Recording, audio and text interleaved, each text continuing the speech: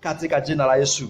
Kwa hivyo ninaomba sana ya kwamba tuwe tunabeba Biblia zetu katika jina la Yesu. Tuwe tunabeba Biblia zetu. Tafadhali tununue Biblia. Na tusitegemee sana Biblia asili. Ukiniangalia nimenunua Biblia ya Kiingereza hapa na juzi nimeongeza hii ya Kiswahili. Na ninaongeza lugha yangu ya mama ya Kikuyu. Sasa hii unaenda kwa bookshop unanunua kama hii sasa hata list nimeweka hapa ninunua 696. Na ni Biblia nzuri sana ya Kiswahili. Iko na reference nzuri sana. Only 696 na good. Mali bookmark pale. Nikapita pale nikainunua. Na sio nyingi by the way. Biblia tunanunua hata 3,500. It is very good. Na mimi nasema hivi. Mama, hata kama hujui kusoma Biblia, enda nunua Biblia na ubebage. Praise the Lord. Unabeba Biblia. Praise the Lord. Na kila mmoja tutamani kuwa na Biblia ndani ya nyumba ya Bwana. Tunafungua Biblia ya karatasi. Let me tell you one thing. Na unikubalia tu nikwambie jambo hili, it is important. Hii Biblia ya simu ni nzuri, lakini kuna hatari moja. There's one kusikia vizuri. Kuna hatari moja. Hatujui kama pengine kuna kitu shetani analenga kuondoa Biblia katika ulimwengu. Unajua for a long time shetani amekuwa akipigana na Biblia. Unajua hivyo? Shetani amekuwa akipigana na Biblia. And that is why ukiangalia historia ya kanisa during the time au period tulikuwa tunaita the dark ages of the church. The dark ages of the church. Na wakati huo kanisa moja litawala dunia nzima. Praise the Lord. Na ilikuwa ni kanisa na serikali. Hello? Na wakati ule unakuta ya kwamba kama ungepatikana Biblia kwako, hiyo ingebidi uchukuliwe ukachomwe. Biblia kupatikana nayo. Haleluya. Biblia ilikuwa inakaa na wale na kanisa, na kama ni mchungaji kama mimi tu ndiye na Biblia na nasomea. Halo? Na kusomea wewe kujisomea na kusomea. Lakini tunashukuru Bwana kwa watu kama Martin Luther ambao walifanya reformation ya kanisa. Wakaenda wakakaidi ile amri ya ile kanisa na serikali na wakateseka sana. Wakafanya reformation na wakati walifanya reformation watu wengine katika historia tunashiku sana akina Tyler alienda akafungwa kukiki hivi, akafungwa na kamba, moto ukawashwa pale, akaambiwa sasa ukane Yesu na hiyo mambo ya tafsiri Biblia kwa lugha zingine watu wasome uikane au tukuchome. Akasema hapana, alikuwa ametafsiri Biblia. Hata leo kuna the Tyler version ya Biblia. Lakini kwa hiyo kazi alifanya alichomwa, naye akukana imani yake. Na hivyo ndivyo watu wale walivyofanya kazi kupitia nguvu ya Roho. Hata leo unaweza kushika Biblia hii na ukashika yako. Imegharimu damu ya watu. Kwa hivyo shetani amekuwa na mbinu ya kuondoa Biblia kwa halaiki kwa watu. Na sasa nikwambie kitu kimoja. Hii simu una download Biblia nayo na unaweka na unasema nimeweka Biblia sitanunua hii, ujue mapara ulidownload kwa ile app haiko mikononi mwako. Praise the Lord. Kwa hivyo ujue kama shetani anataka watu waweke kwa simu, kwa kompyuta, kwa mitandao, waweke alafu akose kununua hii Biblia. Na shetani mjaja akiangalia akiona Biblia zimepungua katika dunia nzima, aangalie Biblia, kwa sababu nikwambie kama ununui Biblia yule anapiti Biblia atapiti. Praise the Lord. Hata wao watasema wacha tuweke Biblia kwa mitandao, lakini kuambia mitandao iko mikononi mwa Ibilisi. Ndio unaona Biblia inasema siku za mwisho hakuna mtu atauza wala anunue bila namba. Na ndio unaona hiyo program inaanza kuingia pole sasa. Unaona sasa we are entering into what we are calling cashless society. Society ambayo ni pesa. Praise the Lord. Unaweza kutransact kupitia simu, kupitia kompyuta, kadi unaweka pale. Sasa itafika wakati utakuta kama hauna namba hawezi kununua, kwa sababu itafika wakati kila mtu asurutishwe. Lakini ashukuru kwa sababu ukikaa vizuri kanisa litakuwa limenyakuliwa, litakuwa mbinguni. Praise the Lord. Ukikaa vizuri hautafika huo wakati wa kusurutishwa uwekwe na hapa.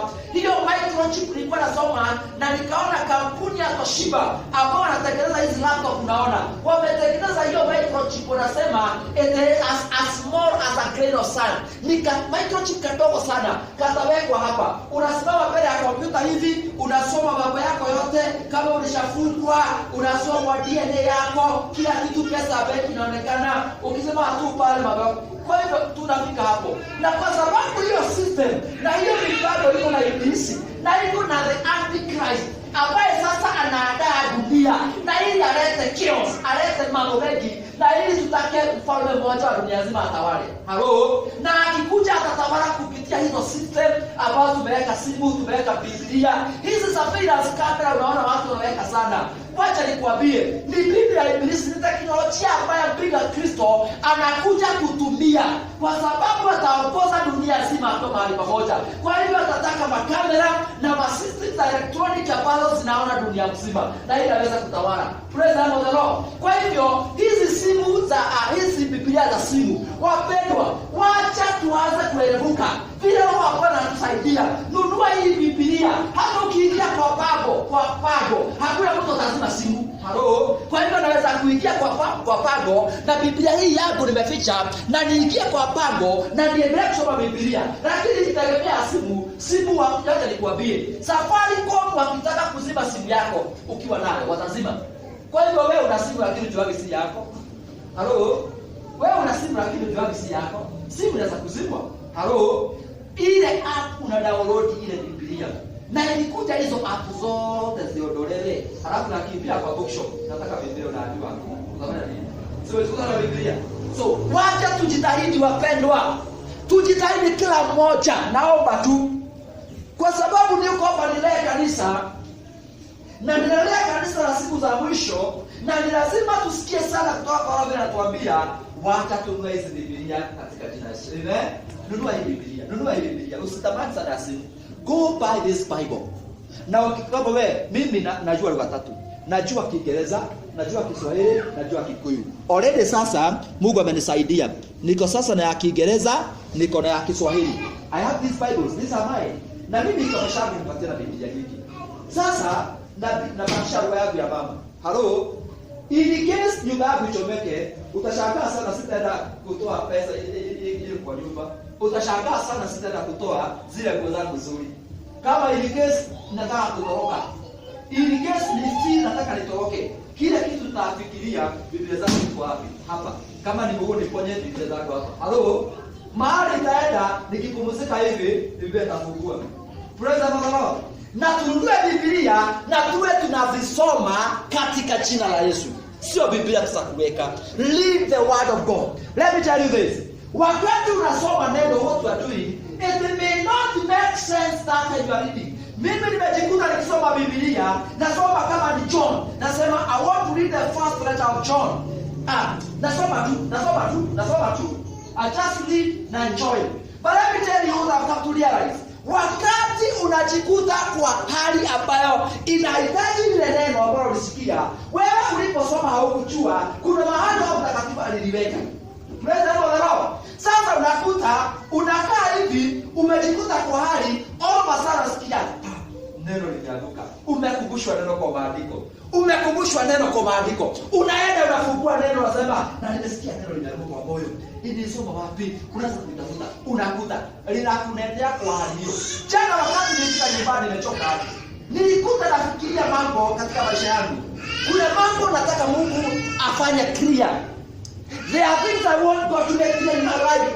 Mwito wako ambao Mungu ameniita nao, ni kama nasikia kido ndani ya moyo. Namwambia Mungu, kuna mambo tu umenielezea kwa ndoto, kuna mambo umenitumania, I have no doubt. Lakini pia kuna mambo I want clear. Na nikakumbusha maandiko, and I thank God. Nilikuwa naenda kulala. Nilikuwa nimeweka Biblia yangu kwa siti. Nikarudi nikachukua Biblia. Nikakumbushwa neno linasema Paulo mahali anasema hata hilo Bwana atalifanya dhahiri kwako. Na kuna mahali Paulo anasema hata hilo Mungu atalifanya dhahiri kwako. Nikaenda kufungua Biblia, nikalitafuta, nikalipata, nikalisoma na nikasikia ndio Mungu amenenea. Nilikuwa nauliza Mungu mambo hata hilo nitafanya dhahiri kwako. Na nikaradi kwa very expectant. Mungu atanitembelea usiku wa leo. Semeni hivi. Atanitembelea na kuja kuniambia hii maneno. Atakuja kuiweka wazi. And God is faithful. Lakini anatumia neno lake. Lisome, liweke ndani ya moyo wako. Wewe enda na neno. Praise the Lord. To an extent that kama hii Biblia utakuwa nayo kwa mikono, kwa sababu inawezekana hata hii nikute siko nayo. Nikute sina hii Biblia, sina simu, niko tu. Nimefungwa gerezani. Si baba nifungwa. Si wengine wanafungwa. Na pengine hata nimeambiwa hapo utaikela Biblia. Nitaikela nini? Nitaikela ile kwa moyo. Pale nitaikela ile kwa moyo. Kuna some scriptures naweza nikaquote nikiwa pale, hata kama sio nyingi, lakini nakuwa na quote hizo. Kama hata siwezi kukumbuka mstari na siwezi kukumbuka mlango, lakini najua neno la Bwana anasema hivyo, hiyo ndio itaniweka pale. Kwa hivyo tusome neno, tuliweke kwa moyo, tuliweke kwa mawazo, tuwe na Biblia tu hatuna, we can quote the scriptures. Unajua kuna kitu kimoja kwa kusaidia. Mungu akawa ananiambia, hebu jichenge. Mungu akawa ananiambia, akaniambia mahali na kupeleka inabidi sasa wakati umekupatia ujichenge, build the capacity. Na akawa anipatia mfano, kampuni ina produce good kulingana na capacity yake. Na wakiona market imekuwa kubwa, wanaongeza kiwanda, wanaongeza mashini. Mungu akawa ananiambia, hata na wewe ujue na uelewe ya kwamba nitakutumia kadri na wewe utapanua elimu yako, kadri utapanua hekima yako, vile utapanua kunijua. Na jambo moja Mungu alisaidia very specific, akaniambia anza kucommit scripture to mind. Anza kucommit. Unakaa hivi, umemaliza kukula, umemaliza kila kitu, unajikuta huko na free time. Chukua Biblia ile neno na kuambia lisome kwa pale na waanze kuweka kwa mawazo. Kwa hivyo nitalisoma, alafu taenda kutembea kwa nyumba nikianza kulirecite kama mtoto mdogo. Kwa nini? Kwa sababu hadi anatupeleka ni mahali pakuwa unasimama hapa kwa stadi ya watu maelfu na maelfu wamekuja kukusikiza, na nikwambie wanasikiza nini? Wanasikia neno, wanasikia hekima ya Mungu. Kwa hivyo tusikae bila neno, wapendwa. Praise the name of the Lord. Let us read the word, let us commit the scriptures into our memory. Ya kwamba hata kama sina hii Biblia, niko na verses kama 100 ambazo naweza kurecite kutoka kwa kichwa changu. Praise the name of the Lord. Siku asaidia sana. Kwa hivyo let us buy the Bible. Tununue Biblia katika jina la Yesu. And ikiwezekana iweke kwa mpango. Buy the Bible. Nunua hata si moja. Kama unasikia lugha 3, nunua hata zote. Itakuwa vizuri in Jesus name. Okay, ningependa tuweze kuomba, tuweze kuleta neno kwa dakika chache in Jesus name. Na ili Bwana aweze kutupatia ufunuo wa neno hili katika jina la Yesu, because I feel it's a word in season, is a rhema word. Wapendwa, kuna neno Mungu anakunenea na anakuambia neno hili ni lako na neno hili ni la kanisa, uwapelekee, wafunde neno hilo, na neno hilo litawakomboa na litaweka huru kwa jina la Yesu. Wacha tuweze kuomba. Tunapojiandaa tuweze kusikiza neno, na tujiandae na kalamu zetu na tuweze kuandika yale maandiko tutasoma leo, na ili kufika nyumbani unaweza kuyarudia. Baba wetu na Mungu wetu, katika jina la Yesu naomba roho wa hekima na roho Baba mafunuo katika jina la Yesu. Baba, neno hili najua ni neno ambalo ni roho wako tu ambaye anaweza kuangaza mwangaza wake. Na Bwana, unapotufundisha neno hili hata nami najiweka chini kama mtumishi wa Roho Mtakatifu, ni kwa sababu ni neno langu na ni neno la watu wako. Baba wetu, utunenee. Tunafungua mioyo yetu Jehova, na tunaomba mioyo yetu tupate mahali ya kuweka neno hili unapotufunza. Sasa Baba, naweka kichwa changu wazi, naweka mawazo yangu wazi, uweze Baba kutia hilo neno na upako, na tufikie wote Baba, na kutusaidia sisi na watoto wetu katika jina la Yesu Kristo. Na kupitia neno hili Baba, utuweke huru na utukomboe na upendezwe nasi, na ni katika jina la Yesu tunaomba tukiamini, na tuweze kusema amen. Amen, amen, amen. Brother Mike, nataka uje hapa utanisaidia kidogo. Wakati nilikuwa nafikiria neno hili, kwa sababu sasa hatuna board, hatuna screen. Kuna kitu nilisikia Mungu anasaidia kaniambia, nitakupatia hata screen, hizi picha zote na maandiko unaweka watu wanasoma. Lakini kabla ya hapo uanze kutumia kile unacho. Nikauliza nini nacho? Akaambia chora. Nikatafuta kanda, nikachora, shika hivi. Sasa ujumbe wangu uko hapa leo. Hata kuna kadogo hapa nilikuwa nimechora kagu. Na ujumbe wangu ni huo. Na ukisoma pale juu ujumbe huo unasema ya kwamba God with the heart. Inasema God with the heart. Na kabla hatuja kwa Kiswahili kwa maanisha Mungu hupima moyo. God with the heart.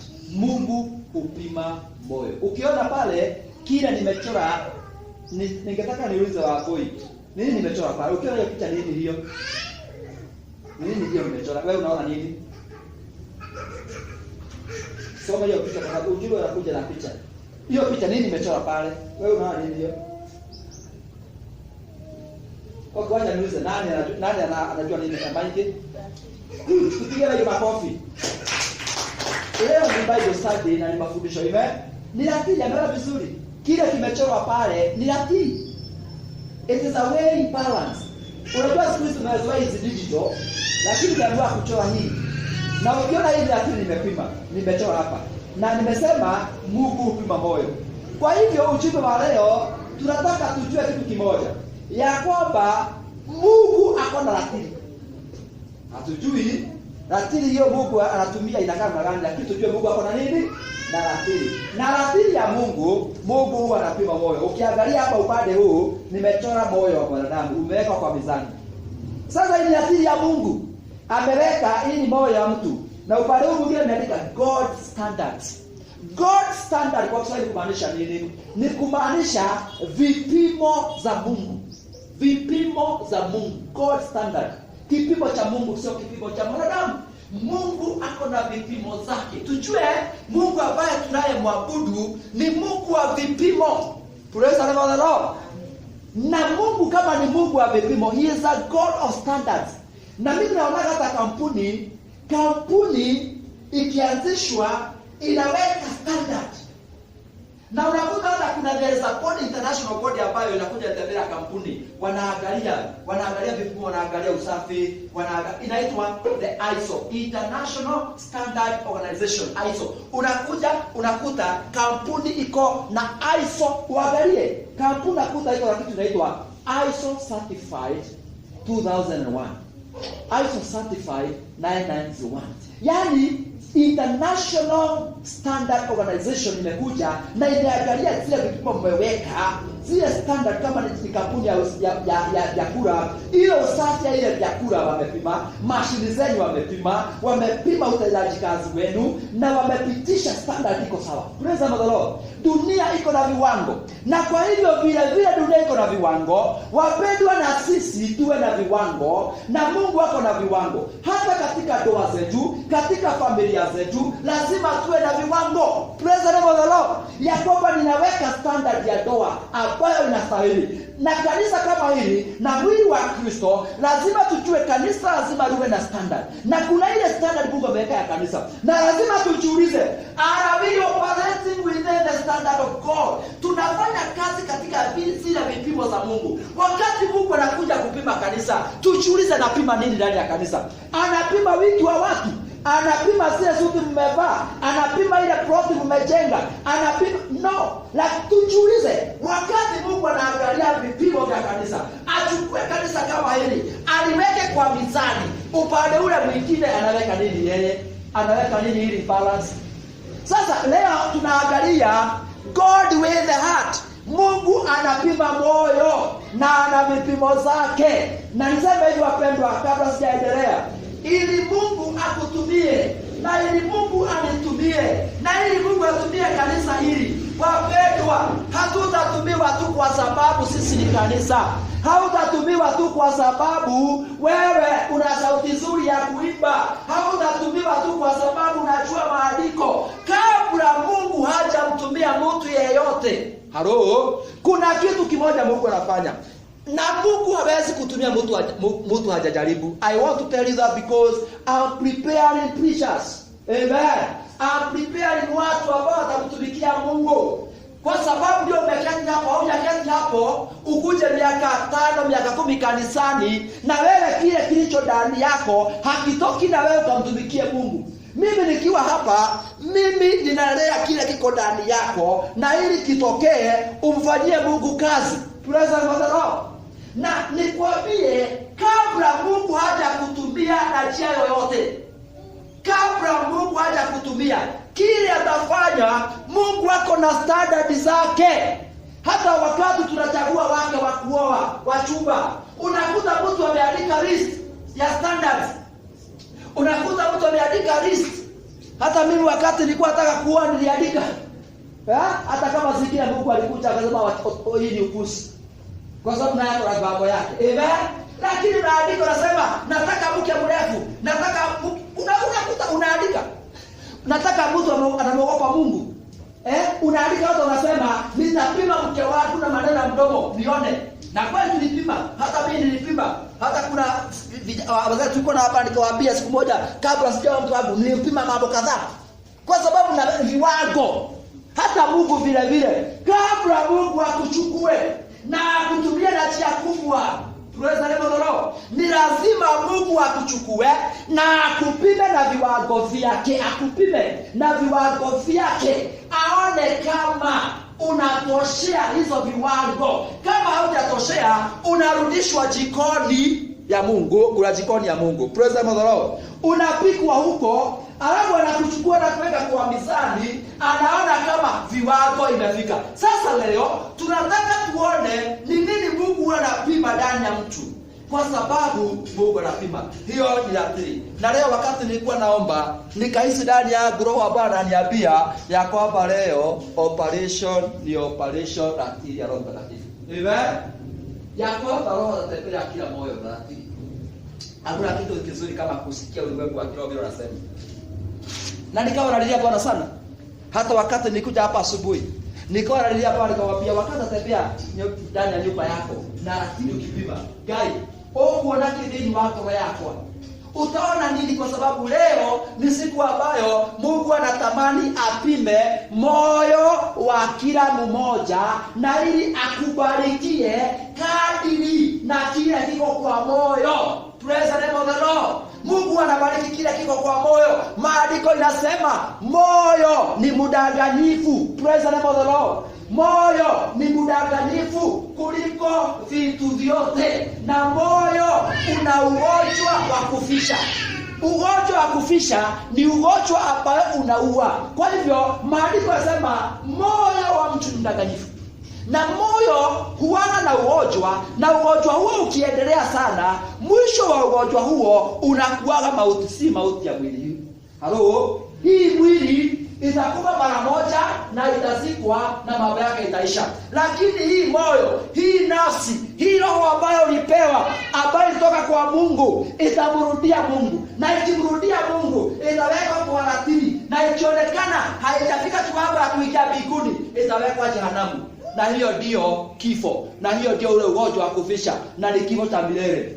Praise the name of the Lord. Kwa hivyo, wapendwa, tuangalie mioyo tukiwa hapa. Tuangalie standards za Mungu tukiwa hapa. Brother Mike kaa chini, nikikuhitaji takuita tena. May the Lord bless you. Tupige makofi mazuri brother wetu. God bless you. Tungepata mahali tungekuwa tunaweka. Sasa hiyo wacha tuanze na hiyo Daniel 5:27. Daniel 5:27, fungua kitabu cha Daniel 5:27. The book of Daniel 5:27. Kuna neno ambalo kitabu cha Danieli 5:27 kinatumia pale. Lakini hadithi ile iko pale tukianzia 25. Tuanze 25. Inasema, na maandiko yaliyoandikwa ni haya. Na maandiko yaliyoandikwa ni haya. Mene, Tekeli na Peresi. Wapendwa, baki cloud ya habari hii ni wakati Belshaza. Na Belshaza ni mtoto wa mfalme Nebukadneza. Ni vizuri kuelewa maandiko. Praise the name of the Lord. Na Nebukadneza wakati alikuwa anatawala, alikuwa amechukua vitu vya hekalu kutoka Yerusalemu. Dedicated items, vikombe vya dhahabu, sahani za dhahabu, akaziweka katika state house au katika ikulu yake kule Babyloni. Wakati Belshaza amechukua ufalme, Belshaza akawa ni mfalme ambaye ana maringo, mfalme ambaye ana kiburi, na Mungu anadharau kiburi. Praise the Lord. Background ya habari hii ni wakati yule mfalme Belshaza walikuwa wanakunywa mvinyo, wakawa wamefurahi, akasema vile vikombe, vile vitu vya dhamana ambazo zilikuwa zimetekwa kutoka Yerusalemu ziletwe wakunywe nazo pombe. Nataka uone hii picha. I want you to see this picture. Na tafadhali tusilale, tukue makini, tusikize neno. Nataka uone hii picha mpendwa. Belshaza, kiburi. moyo wake umejaa kiburi. Yaani ya kwamba wanakunywa mvinyo, lakini wakaona sasa huyu Mungu wa Israeli si kitu. Unajua, akawa na kiburi, akaitisha vile vikombe, wakawa wanakunywa nazo mvinyo. Wakati Mungu alikuwa mbinguni, Mungu anaona kila kitu. Mungu anaona hata moyo wako. Praise the Lord. Unaweza kusema hauna kiburi, lakini kumbe Mungu akiangalia kabisa, akipima na hii ratili yake, akipima ako na ratili. Mungu ako na ratili. Akipima moyo ndani kabisa, kumbe ni kujifanya wajifanyaga. Kuna kiburi inakuwaga imejificha huko ndani. Na tumeambiwa moyo wa mwanadamu ni mdanganyifu. Halo? Kumbe akiangalia kule ndani kabisa, mahali wewe hawezi ukaona, mahali kama mimi mchungaji siwezi nikaona, lakini Mungu akiangalia moyo anaona kiburi. Wakati Mungu aliona Belshaza, akaona kile kiburi, akaona kile anamdharau, akaona kile anadharau watu wake. Mungu kwa mkono wake akaja, akaandika mene tekel parsini. Hilo jina tekel ndilo nataka tuangalie leo, na ndio nikaliandika hapo tekel. Tekel inamaanisha nini? Hakuna mtu aliweza kutafsiri hayo maandiko, lakini wakaita watu wote wakashindwa. Lakini Danieli alipoitwa, kwa sababu alikuwa na roho wa Mungu, akasoma mene tekel na akatafsiri. 5:27 inasema nini? 27 inasema tekeli umepimwa katika mizani. Tekeli. Sasa kila wakati kumbuka tekeli. Tekeli inamaanisha umepimwa katika mizani, nawe umeonekana kuwa umepunguka. Tekeli. Umepimwa katika mizani ya Mungu. Mungu amewekelea moyo wako hapa, na amekupima na vipimo zake pande hii, aone kama anaweza kukupatia mali. Nisikiza vizuri mpendwa. Anakupima aone kama anaweza kukupatia mali. Anapima moyo aone kama ukipata mali utapata kiburi. Wengine tumekosa mali ya dunia kwa sababu Luka inasema tuaminike na mali ya udhalimu ili tuaminiwe mali ya kudumu. Anapima moyo wako aone, huyu nikimpatia jina kubwa. Halo, sio watu pamoja. Amen. Huyu ni kama mimi mchungaji niko hapa leo. Niko chini pale, lakini najua niko wakati wa kupimwa. Mungu atapima moyo wangu, aone akinipatia washirika wengi nitabieru namna gani. Halo, akinipatia anointing kubwa, wengine ndio tunakana na deni kidogo, kwa sababu Mungu amepima moyo wako. Na ukipewa anointing kubwa, watu hatapumua. Mungu akifanya mtu afufuke ufufue, watu hatapumua. Wahubiri wengine hatapumua. Kwa hivyo Mungu anapimaga ili akubariki, kwa sababu Mungu wetu atakupatia kitu ambacho kitakutoa katika wema wake. Praise the Lord. Na yeye anaona ndani ya moyo. Huyu nikimuinua kiwango hii, kiburi kitainuka. Anapima. Tekeli inasema umepimwa katika mizani na unaonekana umepungua. Wapendwa, tunapoendelea hata kujiuliza, Bwana, ni wapi wakati napimwa na mizani ya roho? Ni wapi nimepungua? Ni katika upendo nimepungua. Kwa sababu pengine Mungu anapima upendo, anaona upendo wako umepungua. Haupendi watu wa Mungu. Anapima upendo wa Mungu, wewe unapenda Mungu. Anaona wewe ni yule Isaya anasema adoya maadi yana nakanua no toroshia kuraya. Yaani watu hawa wananiita tu kwa midomo, lakini mioyo yao iko mbali. Mungu anaona mioyo. Kwa hivyo hata tukimuita yeye tayari amepima na mizani yake, na anaona huyu amepungukiwa na upendo. Huyu amepungukiwa na subira. Hana subira. Hawezi kunigoja, amepungukiwa na subira. Huyu naye amepungukiwa ndani ya moyo wake. Ndani ya moyo wake amepungukiwa na msamaha. Mambo haya yote Mungu anayaona ndani ya moyo. Anapotuwekelea anapima, anaona tekee. Moyo wako umepimwa na umeonekana umepungukiwa na jambo hili. Unaweza hujapungukiwa na hili, lakini umepungukiwa na hili. Lakini Mungu anataka tuinue mizani yetu, na ili akiweka upande ule upendo wake ambao hata kwa kupenda ulimwengu akatoa mtoto wake wa pekee akatufia. Huo ni upendo. God is love. Na kwa hivyo kama God is love, ataweka love upande huu, na akiweka love upande ule mwingine, unakuta ya kwamba moyo wako unaonekana umepungua. Tunapoendelea wapendwa, tujiulize, wakati Mungu anatupima ndani yetu, ndani ya moyo huko, anaona nini? Hilo ni swali ambalo mimi nilijiuliza, nikapiga magoti mbele za Bwana, nikamwambia Mungu, unisaidie tu, kwa sababu niko na mapungufu ndani ya moyo wangu. Naweza kuomba, naweza kwa mchungaji, naweza kusema nenda mbinguni, lakini hii ratili ya Mungu nayo namna gani?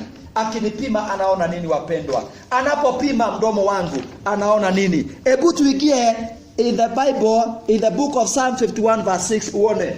Psalm 51 verse 6 na uandike. Nashukuru Bwana kwa wakati mzuri wa neno. Napenda kufunza neno kwa sababu najua neno tu ambalo linaweza kuweka watu huru. So Psalm 51 and verse 6 tufungue pale. Inasema hivi, 51 verse 6. Inasema, tazama, huyu ni Daudi. Daudi amezini na Bathsheba. Amefanya dhambi. Zaburi ya 51 ni zaburi ya toba ya Daudi wakati alitenda dhambi. Hapo ndipo tunajifunza toba. Wakati umefanya dhambi kama Daudi, ni lazima ule mzigo wa dhambi ubebe kwa toba, uende mbele za Bwana, umwambie nichunguze. Anasema hivi, tazama, wapendezwa na kweli iliyo moyoni. Kwa hivyo Daudi kuna kitu kimoja anajua, na anamwambia Bwana, you desire truth. Biblia Kiingereza inasema you desire, huyu ni Mungu, you desire truth from the innermost parts. Innermost parts ni mahali ndani ya moyo ambapo kumefichika, ambapo mimi siwezi kujua, na saa ingine hata wewe mwenyewe hawezi kujua. Hapo inahitaji uambie Roho wa Mungu akuchunguze ndani ya moyo, kwa sababu Mungu anatamani, anasema anapendezwa na kweli iliyo moyoni. Gaya keda yonema ya ego. Ndio wanakuwa tukati na Gai. Unasema unataka kumtumikia Mungu. Kama mchungaji kama mimi, Mungu ataangalia unataka kulifanyia kazi. Hata kanisa unayo, ataangalia moyo. Mungu ataangalia moyo. Ni nini hasa unataka kwa hiyo huduma? Ni nini hasa? Ni mioyo unataka kuo? Ni mioyo unataka au ni pesa? Halo? Mungu ataangalia. Wakati niko hapa na hubiri, wakati kuna hii kanisa, wakati tunafanya mambo yote ya huduma hapa, Mungu business yake ni kuangalia nini mnataka. Hata mimi nikiwa hapa mbarikia tu, kwa sababu naweza kukaa hapa na hesabu washirika, nione hawa washirika wakitoa mtu 100 nimenunua plot. Mungu anasema okay, sawa sawa. Anaweka kwa ratili, anasema pekee moyo wako umepigwa, unaonekana wapi umepungukiwa. Unaweza kwa sababu Mungu anaangalia moyo. Na ili Mungu aje atubariki kwa huduma hii wapendwa, na ili Mungu aje atutoe hapa kwa hii nyumba atupeleke kubwa, na ili Mungu akuje alete anointing hapa, viwete watembee. Tunasema ataangalia moyo. Kwa nini tunataka viwete watembee? Ili tujipige vifua, tutembee tukisema moro hii mzima hakuna mtu anaamsha viwete. Ni mchungaji mmoja anaitwa Moses pale. Kama Mungu anaona hiyo moyo, hakuna kiwete tatembea. Because anawekelea moyo kwa ratili. Kwa nini unataka jambo hilo? Kwa hivyo tuambie Mungu atusaidie, kwa sababu alituambia tazama, wapendezwa na kweli iliyo moyoni, nawe utanijulisha hekima kwa siri. Praise the Lord. Kwa hivyo wapendwa, huko ndani ya moyo kuna viumbe vingi na kuna vitu viko huko hatuwezi kuona, zingine zinaoza ndani ya moyo. Unaweza kutuona hapa tumekaa, lakini unaweza kuta ya kwamba wengine wetu ndani ya moyo huko kuna uvundo unatoka.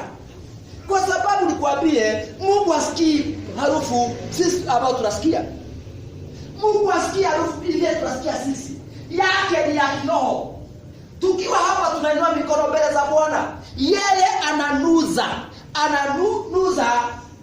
ndani ya mioyo. Ni harufu gani inatoka huko ndani ya moyo? Na ndio unasikia kama ni dhabihu tumekuja kutoa ndani ya nyumba ya Bwana, ni dhabihu ambayo ina manukato mazuri. Manukato mazuri si ya kwamba utasikia marashi hapa, lakini Mungu mwenyewe katika ulimwengu wa kiroho, ile dhabihu inatoka ndani ya moyo wako, ananusa.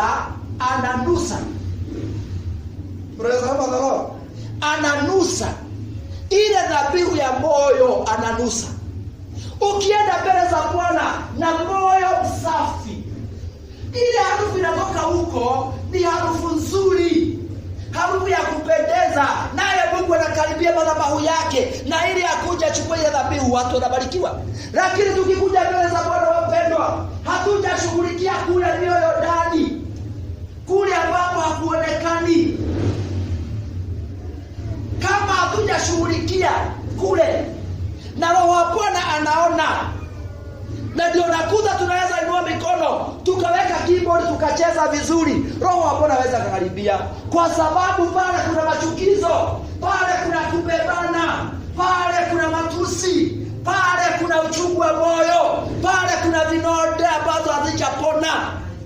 Wakati Roho wa Mungu anakuja, analeta hili, analeta the healing of the body, the soul and the spirit. Kwa sababu zote zinagojeka. Mwili unagojeka malaria, typhoid.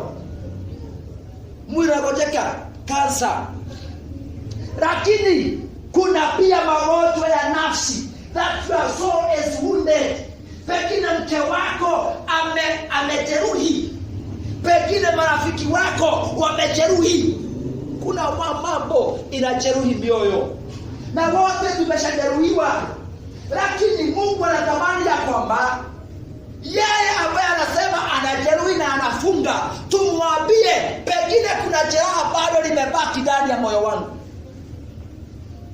Pengine kuna jeraha ambalo limebaki ndani ya moyo, ambalo linatoa uzaha, na uzaha huo unatoa uvundo mbaya, na ukikufikia unakosa kutamani kunikaribia unibariki. Hapo ndipo unamwambia Mungu, chunguza moyo wangu. Chunguza kama kuna mtu maisha yangu sijasi kusamehe. Unatoka kutumia tembea mbele za Bwana hivi. And that's something I do most of the time. Wakati naomba na nasikia Roho ananiambia chunguza moyo, huwa naanyamaza. Naanza kutembea tu. Na hiyo unaona tembea ni vile sasa nimeengage my mind na my spirit katika ulimwengu wa kiroho, kuchunguza ndani ya moyo. Ni nani anaweza kuwa ndani ya moyo wangu usiku msisikie kusamehe? Ni nani, ni nani ambaye kabisa leo I feel so bitter. I feel so bitter. Unajua ni vizuri kuwa very realistic before God, kwa sababu tutajifanya kwa watu lakini kwa Mungu hatutaweza. So be realistic, tell God kama kunaye Bwana, I want to remember, kuna mtu dunia hii kabisa I feel atakufe, kwa sababu kuna wakati you are wounded mpaka inafika unawishi watu wakufe. Mungu wa huyu, yani kuna wakati unajiuliza, kuna vile naweza kuona mtu anabarikiwa nasikia uchungu. Wapendwa, be honest before God. Moyo ndani kuna mambo mengi sana. Hii moyo unaona ndani huko ni Mungu tu anaonaga, sisi hatuwezi kuona. Lakini unaweza kuwa umeokoka unaonekana na dini, lakini ukweli ni kwamba wakati unaona mtu anabarikiwa, rafiki yako mlikuwa unafanya kazi moja, lakini unaona anainuka ndani kabisa huko kule, unasema ati you deserve truth from the innermost part huko, unakuta kuna kauchungu, unasikia nini? Kuna kitu nasikia, yani wewe ndio unasimama hata ukienda kwa kazi yake, unaona amefungua kazi mpya, na unasema tunashukuru Bwana amekubariki, hata nasi tutabarikiwa. Lakini kule ndani kabisa kuna sauti nyingine shetani anaongea, na unasikia sio rabbi anasema. Hii ni mambo very deep ya kiroho. Shughulikia moyo huko. Na wapendwa, be very honest, the moment unasikia kama kawivu ina crop in. Mimi nilikwambia na kuuza topic very important hapo siku moja. Pengine umeshafunzwa kusikia Mungu. Sio kama umeshapata mchungaji akakufunza kusikia Ibilisi, akakufunza kusikia Ibilisi. Kwa sababu there's one thing I know. Kuna sauti mbili zinanena, na they speak the whole day. Kuna sauti ya Mungu inakunenea the whole day. At the same time kuna sauti ya Ibilisi nayo wewe inanena. Na unless ujue kusikiza pia sauti ya Ibilisi na maroho wachafu, wa wivu, wa hasira, wa machukizo, wa kudharau. Hiyo na sauti zote za ulimwengu wa giza, kama hautazitambua, hautapigana nazo. Lazima ujue wakati wivu unakunyemelea. Kwa sababu kwa hii dunia, na wapendwa, hatuja wako kwa kiwango ya kwamba roho wa wivu hawezi kukunyemelea.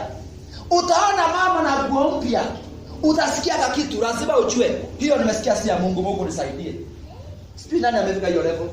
Nani amefika level ya kusema that one I know hiyo ni shetani. Hiyo sauti nimesikia, hiyo wivu nimesikia, hiyo sio Mungu. Mungu nisaidie. Kwa sababu I know your voice, I know the voice of the devil. Na hiyo nimesikia, hiyo sio Mungu. Roho wako hana wivu. Na hiyo nimesikia, hiyo ni shetani. Shetani ushindwe, hauna nafasi ndani yangu, toka. Hakuna kitu utaweka ndani yangu ikae, toka katika yako. Hiyo ni shetani. Fika hiyo level. Fika hiyo level, unaweza kutambua wakati sasa kuna kitu kimepanda kwa moyo ambayo si ya Mungu. Hiyo ndio Mungu asema I desire truth from the innermost being, uko ndani. Hata uko nataka ukweli. Ukivaa suti hivi na ukiitwa mchungaji na ukiitwa reverend, ukivaa suti hivi, ukiitwa mzee wa kanisa, ukivaa suti, ukiitwa mshirika na umeokoka, hiyo haijatosha. Mungu anasema ratili yangu iko na mimi nitapima. Anasema nitapima kila moyo, nitawekelea. Kama nikutumie, nitawekelea moyo. Siwezi kukutumia na upande huu kuna watu 10 hapa. Mungu anasema mimi ni upendo, lakini hapa kuna watu 10 ambao you desire wakufe. Kuna watu 10 hapa ambao umewabeba. Haya, hapa kuna kinoda ya miaka sasa 10. 10 years. Mtu alikuumiza moyo. Na for 10 years bado hiyo kinoda iko pande hii. Mungu anaweka kwa ratili, apime hiyo kinoda imepona. Umekubali kuachilia hiyo chungu, uniachie. So lazima tujue there is a scale ya Mungu anapima. Na hivyo ndivyo Daudi anasema ya kwamba you desire truth from the innermost part. Ukienda mstari wa 10. Hebu tuende mstari wa 10. Sasa Daudi aliposema hivyo, akaomba ombi moja. And this is a prayer I want to pray today. This is a prayer I've been praying throughout the night. This is a prayer I've been praying in the morning here. Ni ombi ambalo naomba Mungu. Kama kuna kitu natamani wapendwa, kama kuna sehemu nataka Mungu ashughulikie siku ya leo na kuendelea mbele, I want God ashughulike kwa moyo wangu. Kwa sababu hili ombi la Daudi, akasema Mungu uniambie moyo safi. Mungu niambie moyo safi. Mzazi, Mungu akumbie moyo msafi, kwa sababu watoto unaweza kuwaelimisha. Tuko na mashosho hapa, anaweza kutuambia watoto utawaelimisha, utaenda uchi, utalala njaa kwa sababu ya watoto. Wakiwa wakubwa ndio hao, unalala bila blanketi, unaanza kuwalaani. Kama hautaumbiwa moyo msafi, Mungu akumbie moyo msafi. Daudi akamwambia Mungu, uniumbie moyo safi, uifanye upya. Renewal, hebu sikiza vizuri. Renewal of the mind. Renewal of the mind, of the heart. Unless God renew our heart, Mungu afanye upya. Unajua kufanya upya ni nini? Kufanya upya ni kumaanisha nimekuja Mungu na moyo wangu umelaruliwa. Na wewe ukunipatia moyo umelaruliwa. Kwa sababu watoto wadogo wengine hapa, katoto kadogo kama kale katoto. If that was to happen today, kale katoto kataenda. Utaona tu nguo zimebaki hapo. Unajua hata vile kafanyika. Ikifanyika kwa kanisa, wale watu watakatifu, utaona nguo. Kama ni shosho anaiweka vizuri. Labda ikite kama size. Unaweza kukuta mchungaji hapa hapa. Lakini maarifa yanasema in the book of the Thessalonians, kufuba na kufungua. So it is something that will happen very fast. Na vyombo vya habari sasa kutangaza ati watu wamepotea. Watu wamepotea. Unasikia Amerika watu wamepotea, Kenya watu wamepotea. Sasa hapo walipotaanza kujiulizana, labda ifanyika. Amen. Utaona tu mavazi tu. Sasa yule mtoto moyo wake hautarudiwa, hatajichafua. So yule mtoto moyo wake hauhitaji renewal. Yule ni malaika. Hata kale katoto wale wanaua watoto wadogo, huwa hata unashangaa. Hakawezi kujiulizia, lakini mtoto yule malaika wake anaona kuna hatari. Yule mtoto ukitaka kumuua leo, akikuangalia atalia na atasikia uoga, kwa sababu malaika wake atamwambia kuna hatari, lakini hana uwezo wa kujiulizia, hana ubaya. Lakini sisi tumerudiwa mioyo. Wazazi wametuarua mioyo, marafiki wametuarua mioyo, wachungaji wametuarua moyo, serikali imetuarua moyo. Tumearua mioyo. Hata mimi nimearua mioyo na wachungaji. Nimearua hata na wale niwapenda. Hata ukichunguza hata mke wako, ukikaa hivi, kuna mahali alikuarua moyo. Tumearua mioyo. Na ndio unaona Daudi anasema ati unifanyie upya, unifanyie renewal. Moyo wako Mungu akufanyie upya. Praise the name of the Lord. Hello wapendwa, tufanye hivi kwa sababu ya Yesu. Hallelujah. Glory to Jesus. Ufanyiwe moyo wako upya. Uumbiwe moyo mwingine. God is able. Mungu anaweza kukumbia moyo mwingine. Hello. Akumbie moyo ambao hauna uchungu. Akumbie moyo ambao ameshona. Anasema yeye huarua na kushona. Daudi akasema, sasa moyo wangu umearuliwa na dhambi, kwa sababu tayari nimefanya dhambi na Bathsheba. Daudi hakuficha. Alisema Mungu, sasa unless uniombee moyo mwingine, kwa sababu ule wa kwanza uliokuogopa, uliokuheshimu umearuliwa na dhambi. Dhambi inaarua moyo. Na ndio unakuta madara. Maandiko yanasema moyo wa muuaji utatulia, kwa sababu uliaruliwa. Dhambi inararua moyo. Daudi akasema niumbie moyo mpya, niumbie moyo msafi, niinulie moyo mwingine sasa. Sisi tumwambie Bwana siku ya leo katika jina la Yesu, tuumbie moyo mpya katika jina la Yesu. Amen. Tuumbie moyo mpya katika jina la Yesu. Hebu wapendwa tuweze kuangalia katika Proverbs 21, Mithali 21 verse 2. Mithali 21 verse 2. Mithali hapo tu mbele ya Zaburi. Mithali 21 verse 2. Natamani leo hii Mungu atusaidie. Mithali 21 verse 2. Kwa sababu tunataka tuone ya kwamba Mungu yeye anajua na anaelewa siri zote za mioyo yetu. Okay, maana nasema hivi wapendwa, kila njia ya mtu ni sawa machoni pake. Kila njia ya mtu ni sawa machoni pake. Kila njia ya mtu ni sawa machoni pake. Lakini wapendwa, maandiko yanasema nini? Machoni pake mwenyewe. Bali Bwana huipima mioyo. Wapendwa, nataka uelewe hii. Hii lakini nasema hapa, ukisikia Bwana anapima mioyo, Bwana ako na akili ya kupima mioyo. Amen. Anasema kila njia ya mtu inaonekana sawa machoni pake. Wewe unaona uko sawa. You have all the reason why you cannot forgive that person. You have all the reason kwa nini hata utasamehe. Tunakuta watu wasema sitamsamehe. You have all the reason. Kwa sababu kwako ni sawa, machoni pako ni sawa. Hata leo mtu siwezi kumpatia kitu changu mimi. Unakuta mtu anasema osho dini kwa kero yako. Kwa sababu iko sawa machoni pako. Njia yako iko sawa machoni. Wewe kwa macho yako ni sawa. You have all the reason. You have all the reason. Wewe kwako uko na all the reason. Alinitenda akanifanya, walinitenda walinifanya. Huyo mke wangu kuanzia leo sitaongelesha yeye. You have all the reason. Wewe kwa macho yako uko sawa. Lakini ujue wakati unasema hivyo, naye Mungu anasema sawa sawa. Mimi rafiki yangu nawekea moyo wako. Maandiko yanasemaga hivi, especially vitu kwa ndoa. Ya kwamba tuchunge sana. Ugomvi kati ya mke na mume inazuia maombi yako. So as long as wewe unaona mke wangu, mume wangu amenikosea, siwezi nikamuongelesha na hili jambo na hili nimekata na hili na hivi, wewe machoni pako ni sawa, lakini bado ile neno la Mungu ambalo ni asili ambayo nasema nawe maombi yako nitaifungia. Ule uhusiano pale kwa nyumba mnapitana kama magari pale. Hiyo Mungu asema na wewe maombi yako na mimi siwezi kuikubali hapa. Ila asili ya Mungu. Sasa Mungu anasema kila njia ya mtu ni sawa machoni pake. Si aliwa mtoto wangu. Sipesa mimi. Lakini kumbuka Stefano anapimwa, anasikia uchungu kwa mwili, lakini kupitia msamaha anasema Bwana wasamehe, hawajui kile wanafanya. Bingu nafunguka, anaona Yesu amesimama. Kwa nini Yesu hakusimama wakati watu walikuwa Prado?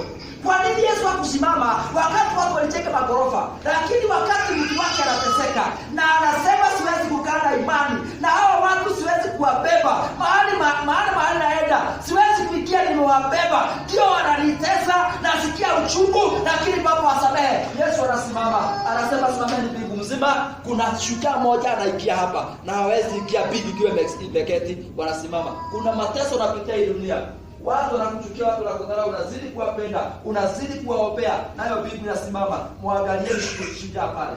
Lakini wakati unasema siwezi kuwasamehe, unasema siwezi kuwasaidia, unasema afadhali hata wangekufa, unakuwa na vinonda, wapendwa, nayo bingu inafunga, kwa sababu moyo wako umewekwa na jina tekeli limeachiliwa. Kwa hivyo Daudi akiandika akasema, ndio machoni pa mtu ni sawa, lakini mimi Mungu hupima moyo.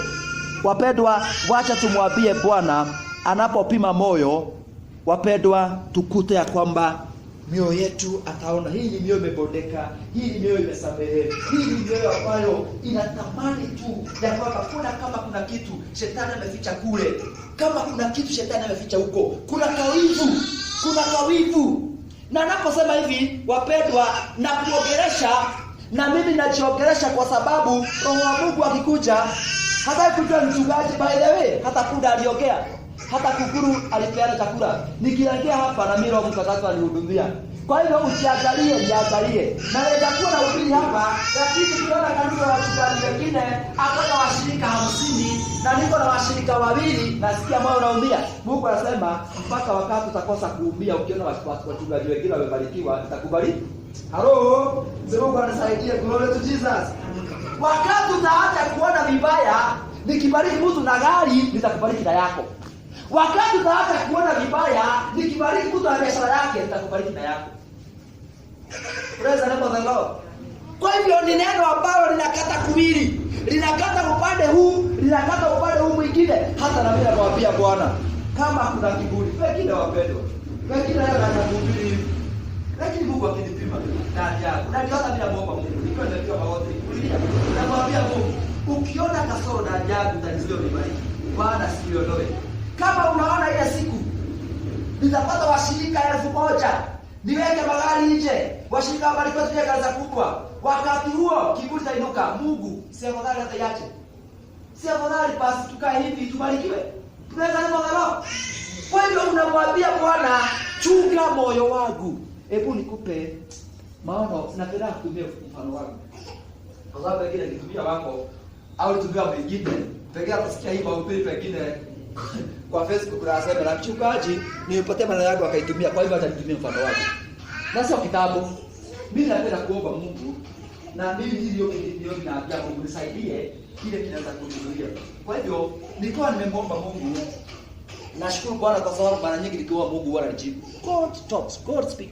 Ukiomba Mungu kabisa na Mungu atakujibu. Na anakujibu kwa ndoto, kwa maono, atakusimamia hivi na vile, na sasa kila Mungu anakuongelesha. Tunakuja kwa maombi, unaongea na dimi hapa, ukianza kuongea na dimi unakuta sasa ukianza kuongea na ufahamu wako, Mungu anaanza kudecode zile dimi sasa kwa lugha. Unajua kile unasema kwa dimi na unaelewa. Praise the name of the Lord. Na kwa hivyo nikawa nimemwomba Mungu, na nikamwambia Bwana niinue, nipe nguvu zako, nihubiri dunia nzima. Na niombe vizuri. Na nikaomba. Na nilipoomba wakati nilala, kuna kitu Mungu alinionyesha kwa maono. Na nielewa hiyo ndoto. Kwa sababu Mungu amenisaidia akili ya kuelewa Mungu anaponieleza ndoto, nikaelewa vile Mungu anasema. Nikaona ni Moro, na nikaona sehemu moja hapa ya Moro huko, na Uhuru president alikuwa anakuja. Wakati naona kwa ndoto president wa nchi, ujue ni Mungu, the king. Mungu anatumia symbols au mifano. Hata Yesu akafundisha kwa mifano. Hata ndoto ikikuja haitakuja ati hivi. Mungu ni Mungu wa mifano, na ni wenye hekima watatakuwa mifano. Amen. Anaongesha kwa mifano. Hata ndoto itakuja kwa mifano. Nikaona mfalme Rais Uhuru amekuja Moro. Na alipokuja Moro, nikajikuta mahali watu walikuwa wamegoja, niko pale. Na nilikuwa namgoja kama wengine. Lakini alipokuja kitu cha kushangaza, akawa ananijua, ananifahamu na akaniita. Na aliponiita akawa amefurahi sana kuniona. Na wakati aliniona akafurahi sana na kuniita nikaenda. Of course watu walishangaa na wakashindwa, huyu mtu yani tuko naye tu hapa na president anamchua na anakuelewa. Na akaniita nikaenda pale. Nilipoenda pale akanikupatia. Aliponikupatia kushika mkono wake hivi nikashindwa, kwani Uhuru anakuwa mrefu aje na mnono aje? Mkono yangu haiwezi kuzunguka. Juu ni mrefu, yani ni mtu mkubwa. Sasa hapo nikaelewa, sasa hii the king, Musa ni Mungu. Na wakati uko pale akasema watu wa media wapige picha hiyo. Sasa amenishika hivi, mimi nimeshika. Wakati ameambia watu wa media wapige picha, nikaona watu wa media wamekuja, wameweka kamera zao wanazipata kwa sababu ametoa instruction. Akasema anataka the best photo. The best photo tukiwa na yeye. Sasa mimi niko pale. Sasa nikuambia mahali hapo inaharibika. I want to be very honest, nikusaidie. Bila Mungu anisaidie nikusaidie. Wakati hiyo picha ilikuwa sasa ipigwe na kamera wamekuja wanataka kupiga picha mzuri. Unajua picha inapigwa nini? Ionyeshe dunia mzima. Ionyeshe dunia mzima. Ni kama wakati wa Naaman na mfalme. Ati farasi zunguke na Naaman ikisemaga huyo ndiye yule mtu mfalme anamheshimu zaidi. Sasa hiyo picha ilikuwa ipigwe ionyeshe dunia mzima. Unajua wakati Mungu anataka kuonyesha dunia mzima, ni mambo atakutumia nayo ambayo hata wazungu wa Marekani watakuhitaji. They are going to place demand on the anointing on you. Amen? Unajua Mungu akiiba hivyo inauza kwa nini? Kwa sababu watu wanaweka demand wanataka, si ndio? Anointing Mungu akikupaka anointing, hiyo anointing iko ndani yako, lakini watu wanahitaji. Wanakuja huko na kule. Sasa hiyo ndio kupigwa picha la mfalme, aionyeshe dunia mzima, lakini nikafanya makosa moja. One mistake. I thank God kwa sababu nilipojua hiyo mistake nilitubu sana na baadaye Mungu akanionyesha mambo mengine. Sasa nikaona wakati picha ilikuwa inatangazwa ndani ya moyo wangu nikasema, sasa hii picha nitaonyesha mke wako. Hii picha nitaonyesha marafiki, watajua mimi Uhuru ni hapa. Mimi Uhuru ni hapa. Nitaonyesha. Sasa unajua niko pale nafikiria hiyo maneno. Niko ndoto. Moyo wangu umeigiwa na hila. Moyo wangu umeigiwa na kitu Mungu hapendi. Kwa hivyo hii picha ipigwe, uende sasa ukaribie watu ndio pigawa na mfalme. Wakati nifikiria hivyo immediately kukatokea kitu mchafuko fulani katika anga ya kiroho katika ile ndoto. Mfalme akaitwa haraka kushughulikia kitu urgent. Nikabaki hapo. Ndio ikaisha. Nilipoamka, Roho Mtakatifu alinisaidia vizuri akaniambia, Mungu anakupenda. Mungu ndani yako anakujua. Na Mungu atakuhudumia.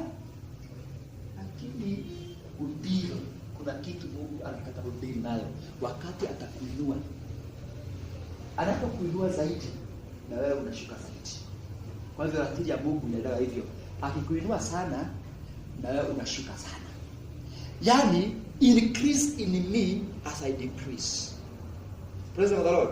Kileta kitembea, there is a time nafuga zaidi. Ili kipona, there is a time na nyekea zaidi mwambia Mungu is not mess about you. If thought unajikosa. But the moment Mungu anaona, okay, kiweta itembea hapa, sasa unainuka, mambo yako imekwisha. So hiyo ndio nikaielewa. Nikamwomba Mungu sana, nikamwambia Mungu, kai kule kitu kete kwa yako wonaga.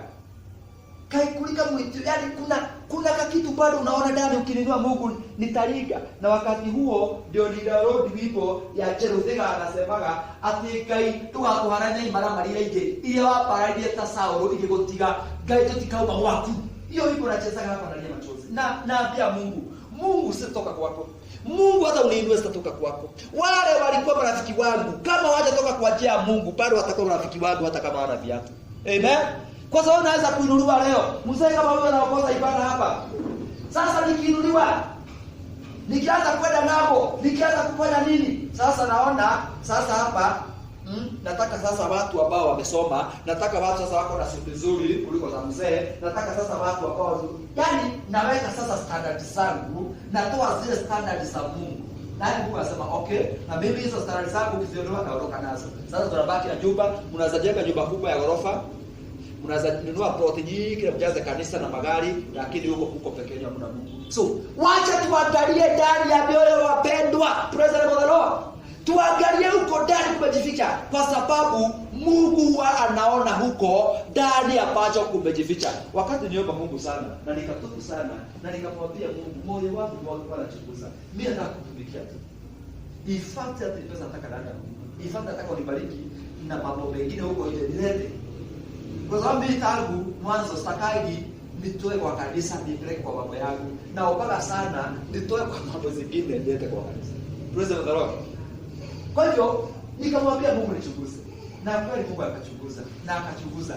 Nashukuru Mungu kwa sababu baada ya siku wiki tatu tena nilipoomba hiyo maombi sana, Mungu kaniletea ndoto tena. Wacha niseme tu hivi, nikupatie ushauri ujenge, nikwambie Mungu anaongea. Na mkiongea na Mungu ataongea na wewe. Amen. Na akaniletea ndoto na akanionyesha sasa tena yule mfalme tena Uhuru. Lakini wakati huu sasa nimeona tuko na Uhuru kwa supermarket. Na katika ile ninaona niko in the king service. Niko katika utumishi kwa mfalme. Niko mmoja wale watu wanatumika kwa mfalme. Na sasa nikiwa natumika kwa mfalme, nikaona tuko supermarket. Na tukiwa supermarket ninaona Uhuru pande ile na Margaret Kenyatta, na mimi nikaona niko assigned kwa mke wa Uhuru. Mke wa Uhuru katika maandiko ni kanisa. The wife to the king ni church. Na mzee alikuwa ametaja jambo hilo. Akasema wakati Mungu anaona mwanamke anaona kanisa. Kwa hiyo nikaona kazi yangu ni kuchunga yule bibi wa rais. Na nikaona yule bibi ni kipofu. Yule bibi na Margaret yeye si kipofu. You know very well, Margaret is not right. Lakini katika ile ndoto naona Margaret ni kipofu. The wife of the president is blind. Now, katika yale maono sio mke wa mfalme, lakini kanisa naonyeshwa. Kanisa ni kipofu. Sio RCF, sio full gospel, but the body of Christ. Na nikaona kazi yangu sasa ambayo nimepewa ni kuonea yule mke wa mfalme, kanisa niwaonee. Na nilikuwa naona tunaenda kwa matunda, kwa kila matunda, na kata ndizi, naona ni nzuri, hiyo mke wa mfalme anaweza kula, nampatia, na tunanua nyingi, na kata machungwa na mambo mengi kama yale. Na nikaona nafanya ile kazi. Naye nikaona mfalme ananua vitu nyingi sana. Na zote zikaitwa mahali pamoja, sasa akawa alikulipa. Na wakati alikuwa analipa, nikaenda kutoa pesa, nilipie kile kidogo nilikuwa nimechukua. Mfalme akaniambia hapana, huwezi kuwa unafanya kazi kwa mfalme na unajipia gharama zako. Alipa sasa. Nikamwambia bwana ni asante. Praise the Lord. Nikaona sasa Mungu amekubali kulitumia katika kazi yake. Lakini baada ya kushughulikia pahali padani sana ambao Mungu aliona na akaona huyu mtu naweza kumuinua, lakini kuna kitu pekine kinaweza chipuka ndani yake. Sasa kiko na haweza kukiona, lakini kiangalia ili aweza kufika mahali akainuliwa na akakuja na akataka kuinuliwa kule kutumia vibaya. Kwa hivyo lazima ushughulikie moyo wako wapendwa, katika jina la Yesu. Hebu tuangalie maandiko hapa pengine moja tufunge. Tuangalie pia Zaburi 44:20-21. Zaburi 44. Twende tu hapo mbele. Zaburi 44. Leo nikushukuru moyo. Ambia Bwana, kama Bwana kuna kitu ndani ya moyo wangu kinaweza kukuzuia wewe unibariki, kinaweza kukuzuia uniinue. Hebu Bwana nisaidie nikijue na nikiondoe, na unipe nguvu nikiondoe. Pengine hata ni hasira. Kuna wengine wetu mioyo yetu ni hasira. Kuna wengine ni wivu. Mioyo yetu hawezi kujua, lakini ukweli ni kwamba moyo wako ukichunguzwa na roho una wivu. 44. Pengine moyo wako kuna kitu tu Mungu anaonaga. Goro wetu bila yetu yako cha kauru gaka. 44:21. 44:20 nasema, "Jile, ikiwa tumesahau jina la Mungu wetu au kumnyoshea Mungu mugeni mikono yetu." 21. Je, Mungu hatalichunguza neno hilo? Hilo ni swali. Yaani huyu mwandishi wa Zaburi anasema ni nini Mungu hatajua? Yaani hata kama tumesahau jina la Mungu wetu, si atajua. Tunaweza kujifanya tumeokoka lakini tumesahau, si atajua. Anasema au tumemnyoshea Mungu wa kigeni mikono yetu. Yaani umemwabudu Mungu wa kigeni. Si Mungu atajua. Hata kama unakuja kanisani, lakini kuna Mungu wa kigeni wewe unaabudu. Si Mungu atajua. Na hapo sasa 21 ndio akasema, "Je, Mungu hatalichunguza neno hilo?" Yaani ni nini Mungu hatachunguza kwa moyo wako? Nini atachunguza? Unaweza kutuficha ndani ya kanisa, lakini Mungu anajua, atachunguza. Atachunguza. Tabia atachunguza. Mienendo atachunguza. Huko ndani ya moyo atachunguza, anaona. Na ndio mwandishi wa Zaburi anasema, je, Mungu hata lichunguza neno hilo? Maana ndiye azijuae siri za moyo. Wapendwa, hakuna vile neno la Mungu linasema kuna siri za mioyo na kuna siri za mioyo. Hapa watu hao wanaona hapa tukianza mchungaji na hata hawa watoto wamekuwa wakubwa kidogo. Hakuna mtu hana siri za moyo wake. Kila mtu ako na siri ya moyo wake. Na ndio unaona Yakobo anasema ya kwamba tukiri dhambi zetu moja na mwingine tusamehewe. Na ndio nakutaka msite vizuri. Wakati umetenda dhambi ambayo unasikia ile ngumu sana, inabidi mtafute mtu ukiri. Kwa sababu hiyo siri ya moyo wako, wewe unaweza kusema ni siri yako tu, hata mke wako utamwambia, hata mchungaji utamwambia, lakini maandiko yanasema ya kwamba maana ndiye azijuae siri za mioyo. Mungu anajua siri za mioyo. Hakuna siri ya moyo wako hajui. Hata kama uliua na ukazika kwa choo na hakuna mtu anajua, watu wanatafuta mtu wao, hawajui alienda wapi, lakini Mungu anajua. Wale waliomuua JJ nani? Huyo mtu katika historia ya Kenya aliuawa Kenya. Huyo wakati wa Enza Kenyatta. Si hata leo anafanya uchunguzi. Alisema Kenya itakuwa na mamilioni ya magapi? 20 na maskini milioni 20 wakauawa. Hata leo tunachunguza. Hatujai kujua. Alikuwa Boya, kuna Boya, kwa mwingine aliuawa hapa na dawa na sababu jina yake. Na wengi wameuawa, si kweli? Lakini ukweli ni kwamba serikali inachunguza, vitengo vinachunguza, FBI inakuja kuchunguza. Hata huko aliuawa akatupwa huko Gotalila Mountain huko na ndege. Alikuwa amechomwa hata na acid. Hata yule kijana alikuwa anachunga, alipoangalia na ni mtu alimjua mchua, wameua na wamejaribu kuficha maana wamemchoma hata na acid. Hata leo hatujui. Watu wanasema sijui ni fulani, watu wanasema sijui ni fulani. Lakini let me tell you, God knows. God knows.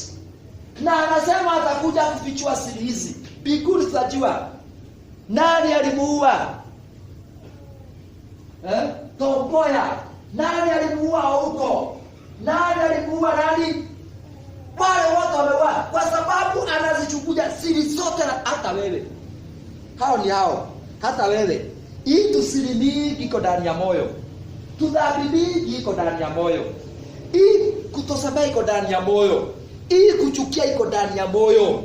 Hii vinoda ikila toa uzaha iko ndani ya moyo. Hii tu vitu yote wewe ndio unafikiria ya kwamba sasa hujui, na pengine unasema mchungaji hajui, na ni kweli hatujui, lakini kunaye anajua siri za mioyo. Kwa hivyo ni vizuri wewe usikuje kuambia mchungaji na mwingine. Lakini maandiko yanasema kuna dhambi utabidi ukiri, utafute mtu ukiri.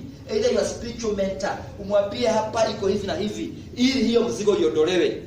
Lakini ujue Mungu anachunguza moyo, na siri zote za moyo Mungu anazijua. Hata mimi, hata wakati nahubiri hivi, bado hata mimi na kilio ndani ya moyo. Bwana chunguza moyo yangu. Pengine hata mke wangu tunaye, lakini kuna mahali kwa hiyo tunasemaga kulekia revi. Kuna mahali sijamaliza less. Ndiyo nasema napenda mke wangu, lakini Mungu anaangalia ndani ya moyo kabisa. Hiyo maneno unapenda mke wako, analeka kwa rafiki. Unasema unapenda mke wako, analeka kwa rafiki. Anaona, anapima kama ni kweli. Unasema unapenda mume wako, analeka kwa rafiki, anapima. Is it true that you love your husband? Na unajua upendo sio kuongea, ni matendo. Hawezi kusema unapenda mke wako na huwezi kusaidia hata wakati anaumwa na jino, hata umpikie. Na unasema unapenda mke wako. Hawezi kusema unapenda mume wako na huwezi hata kumsamehe, huwezi hata kumwombea akienda huko, na akikosa pia umpenda, useme amekosa leo, hajanipatia ile maisha nataka, lakini bado nampenda. Na Mungu akipima naona nampenda. Kwa hivyo Mungu anapima kile tunasema. Anasema yeye anajua siri za mioyo yetu, anazijua zote. 1 Corinthians 4:5 New Testament, 1 Corinthians 4:5. 1 Corinthians, Warumi wa kwanza 4:5 inasema nini? Inasema hivi wapendwa, kwamba siku moja Mungu anakuja kuweka siri zote wazi. 4:5. Yaani wapendwa, Mungu anasema hivi. Mungu anasema tuendelee tu kujifanya hapa duniani. Mungu anasema wachungaji, endeleeni tu. Anasema washirika, mzee, mama, endelea tu. Kwa sababu vitu vingi tunafanya ni sarakasi. Tunasema tunapenda watu, ukweli tukipima hatupendi. Tunasema tunasamehe, tusamehe. Tunasema tunataka kumpikia Mungu, lakini Mungu akiangalia, kwa nini unataka hata hii pesa tunatoa? Nirudi hapa kidogo. Hata hii mali tunatoa mbele za Bwana. Hii tithe inatoa. Hii pesa ni vizuri tutoe. Lakini ujue the moment umechukua sana. Sasa tunatoa vyombo. Unajua hata hapo Mungu anaweka mtani. Hata hapo bado mizani ya Bwana hiyo. Sisi tumesema tunatoa. Na tumesema tunatoa hii pesa. Na tumesema tunatoa hizi. Ujue hapo mizani ya Mungu iko. Anaona moyo. Na ndio nakuta wapendwa, tunatoa tithe. Tunatoa mali hapa na ibarikiwi. Kwa sababu kabla Mungu angalie dhabihu yako umeshika, anaona moyo. Kuna mtu anatoa 100,000 na ananungunika ndani ya moyo. Sasa hata atoa 1 million na ananungunika ndani ya moyo, Mungu haoni 1 million, anaona moyo. Kuna mwingine anatoa 5,000 only na wengine anatoa milioni, Mungu anaona hiyo moyo, anasema hii moyo napenda. Hii moyo huyu mtu hii sadaka anatoa moyo wake hafuati. Kuna mtu saizi akitoa 1 million kwa tithe, mtabarikiwa. Ukuta unaweza toa 1 million tithe. Ukitoa 1 million tithe kwa kanisa, alafu ndio unafuata. Hata unataka sasa kusema hiyo tithe nimetoa 1 million ijenge tu ya kanisa. Hiyo tithe 1 million nimetoa yani unaona bado kuna string attached.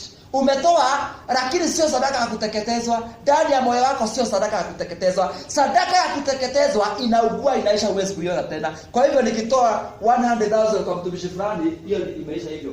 Na ile baada kuja kulifanya nitaka kufuata na ikata, kwa sababu the moment naanza kufuata sio sadaka ya kuteketezwa, bado kuna string attached ya sadaka. Haijaenda kabisa. Si kweli? Bado iko. Mungu ana hata kubariki pale ile siku taachilia. Sasa ndio unakuta watu wanatoa hata magari, wanatoa maplot ya kanisa, lakini Mungu atendai kwa sababu kuna string attached kwa ile sadaka. Hakuachilia kama vile ndege unaweza kuachilia iende. Sadaka inatakikana itoke kwa mikono yako, itoke kwa akili zako, itoke kwa moyo wako, uipatie Mungu sadaka ya kuteketezwa. Sasa Mungu akiangalia ule moyo, aone huyu moyo, hii moyo ndio ametoa, lakini moyo ametoa na kunung'unika. Na ndio unaonaga ukipima moyo uone kuna kitu tutamtolea Mungu na kuna maandiko wachana. Wacha mpaka moyo wako uwe sawa. Wacha mpaka moyo uwe sawa. Ukiona hii TV ninasikia kutoka Mungu, lakini nasikia niko bado nimeshikamana nayo. Kwanza deal na moyo. Deal with the heart before you give. Ndio nakuta wale wasema, ukitaka kutoa sadaka yako kwa madhabahu, ukumbuke mlikosana ndugu yako. Sio sadaka ya Jumapili, wacha niweke iwazi mbele zenu leo. Si sadaka hiyo unaona kawaida hapa offering, ni ile special offering. Unaweza kusema, hii watoto wangu wanaanguka shule kila siku, nitoe sadaka, Mungu awasaidie. Unaweza kusema, hii maskini iko kwangu, nitoe sadaka iondolewe. Unaweza kusema, hii tabia nimeshindwa kuacha, nitoe sadaka. Hiyo ni special offering. Na hiyo ndio Mungu anasema, ukitaka kutoa sadaka kama hiyo, sadaka ambayo ni ya kufunga kifungo, sadaka ambayo ni ya kujiunganisha, alafu ukumbuke kuna ndugu yako ndio umezaliwa, rafiki yako, ndugu kanisani, ukumbuke mama yako, ukumbuke kuna mtu amjazo yako hamjasikizana. Hiyo sadaka kabla haujatoa, wacha nayo kwanza iandae iweke. Rudi. Yesu akasema, rudi kwa ndugu yako. Mwambie ndugu, miaka 2 hatujaongea na wewe. Kwa sababu ilienda 1 2 3. Bali mimi nataka unisamehe na nikusamehe. Okay? Mkisameheana ndio sasa ukuje uchukue ile buzi yako kodo yako, ukuje kwa madhabahu sasa, usimame mbele za Bwana, umetimiza ile neno ya kwamba umerudi kwanza, umeandaa moyo huku kwanza. Sasa leta dhabihu yako, itakubaliwa kama manukato na itateketezwa na moto wa madhabahu, na ikikubalika utaona matokeo kwa maisha yako. Kwa nini tunatoa sadaka? Tunatoa dhabihu na hatuoni Mungu kwa sababu kuna kitu tumesahau. What is the posture? What is the possession of our hearts? Mbele za Mungu anaziona namna gani? Katika jina la Yesu. Tusome Corinthians. Hiyo inasema hivi, basi ninyi msihukumu neno kabla ya wakati wake. Msihukumu neno. Hata nikitoa milioni, hata hata ukiona hubiri vizuri, hata ukiona faria vizuri, usihukumu neno. Kuna wakati Mungu atakuja kuhukumu.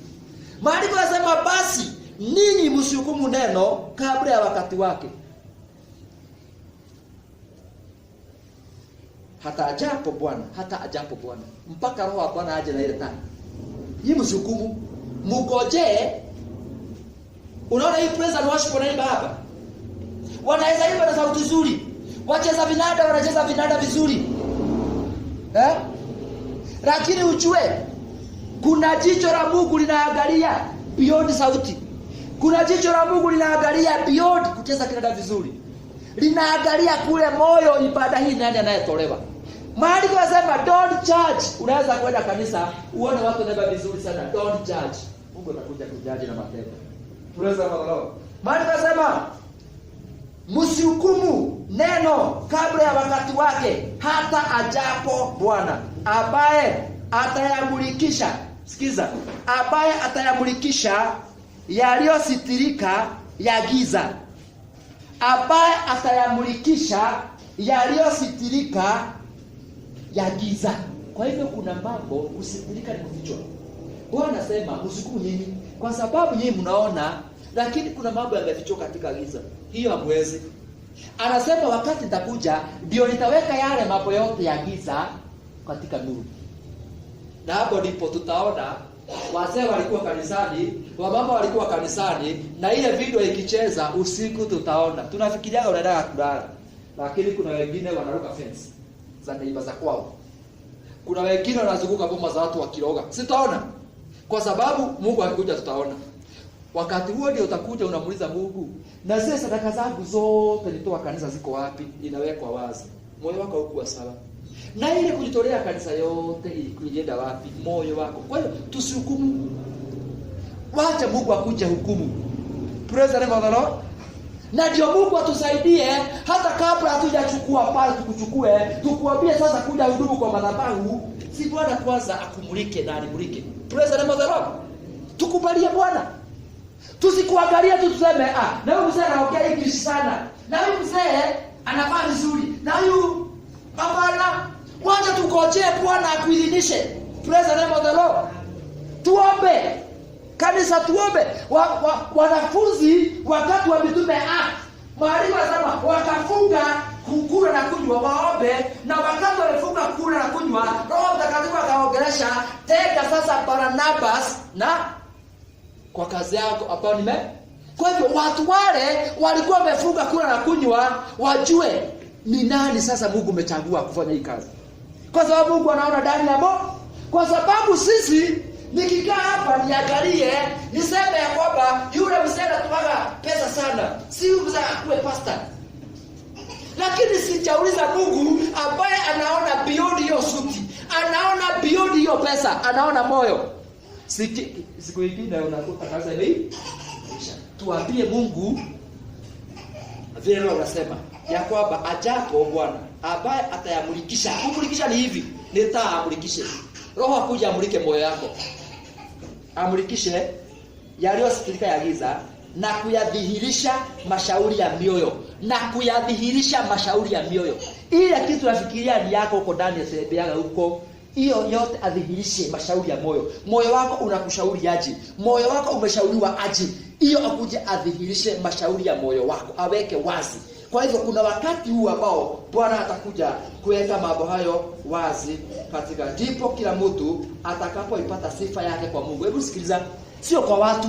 Tunapenda sifa za watu, na ndio tunafanya mambo mengi watu waone. Wapendwa, wacha tuondokee mambo ya kufanya watu waone. Hapana.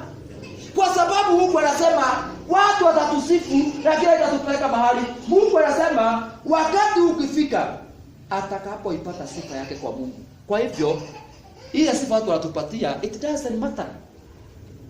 Wewe watu waseme tunahubiri vizuri, tunahubiri vibaya. Let us preach the word that God has given us. Wacha tuongoze kanisa vile Mungu anataka. Wacha hata kama itakaa miaka 20 haijakuwa kwa sababu tumekataa dhambi, waje ikae. Praise the Lord. Lakini tunajua ya kwamba sifa yetu haitatoka kwa mwanadamu, itatoka kwa Mungu. Yeye ndiye atakuja atasema na huyu mtu tunayempima ako sawa. hata tukikupima na tuone uko sawa na uko sawa mbele za Mungu, hakuna kitu nakusaidia. Wacha Mungu atupime yeye mwenyewe. Praise the name of the Lord. Let God weigh us. Wacha Mungu atupime. Ile kazi atakutupatia. Mimi naambia Mungu, nipime ndani ya moyo wangu. Unipe kazi inatoshana na moyo wangu. Kuna level hautapita unless Mungu apime moyo wako na aone umepita sasa na kufikisha. Hautapita hapo. Leo ni siku kumwambia Bwana, nataka Mungu unisaidie. Unapopima moyo wangu, uonekane thabiti, uonekane sawa. Kama kuna kitu bado shetani ameficha ndani yangu au mimi mwenyewe nimeshindwa kuachilia, niachilie ili nivuke hiyo level nyingine. Mungu atupie moyo msafi kama Daudi. Daudi aliambia Mungu, niupie moyo msafi. Moyo wangu umeruwa na dhambi ya Bathsheba. Niupie moyo mwingine sasa. Sasa sijui nini kimeruwa moyo wako, sijui nini kimeruwa moyo wangu. Tumulilie Bwana, tumwambie niupie moyo mpya, niupie moyo msafi, nikutumikie katika jina la Yesu. Wapenda tunaposimama miguu zetu mbele za uwepo wake Bwana. Fungua tu kinywa chako. Tumwambie Bwana, weigh my heart, pima moyo wangu. Mkubalie tu. Usiogope Bwana apime. Mwambie upime. Na ukisikia roho wa Bwana kuna kitu anakustakia. Roho wa Ngai no agutangireka undu. No akwende urika undu kietie na hau. No akwende urika undu kietie na hau. No akwende urika undu. Kuna kitu bado umebakisha. Nataka uiachilie nikubariki.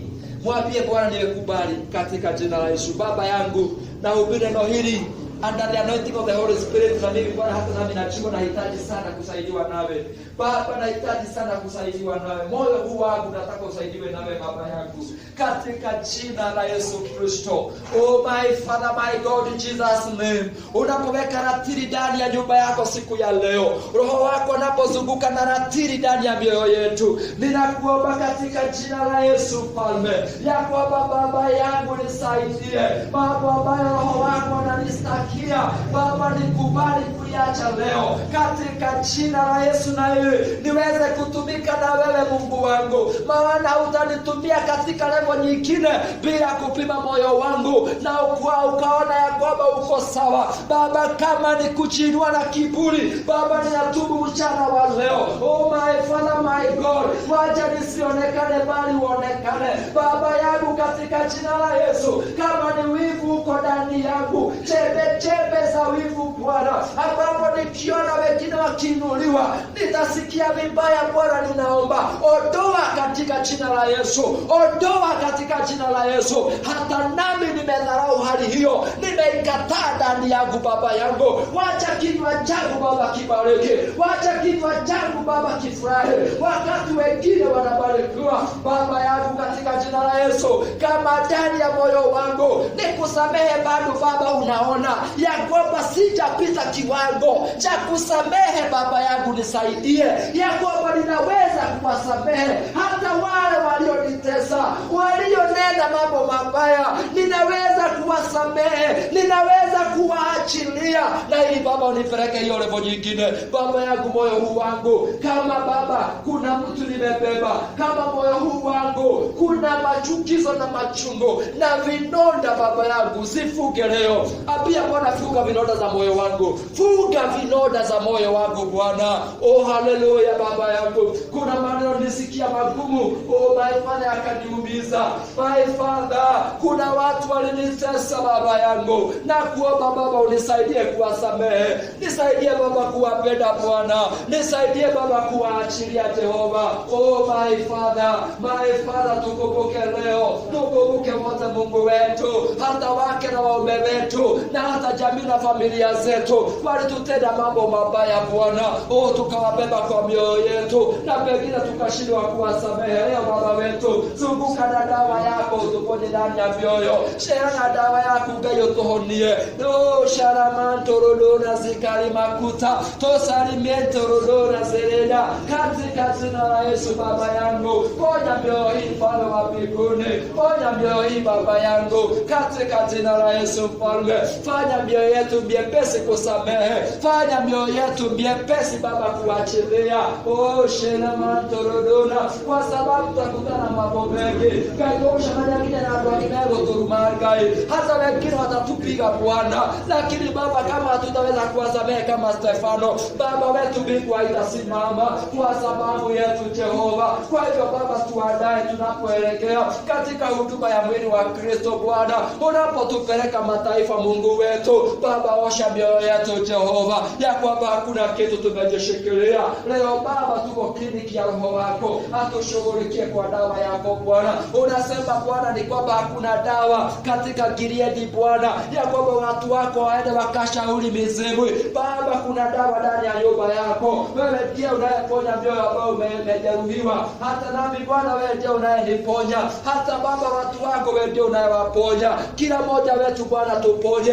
Hata vinonda ya miaka mingi ziponye sasa Bwana. Hata zile ambazo tutajeruhiwa kutoka leo Bwana, hata ziponye. Hata tukijeruhiwa hatutasikia katika jina la Yesu. Na ili Bwana tuweze kufocus kwa kazi yako, nazo sifa Baba na utukufu Baba ziweze kukurudia, ni kwa sababu ni zako Bwana, katika jina la Yesu. Pokea sifa zote Bwana, pokea sifa zote Bwana.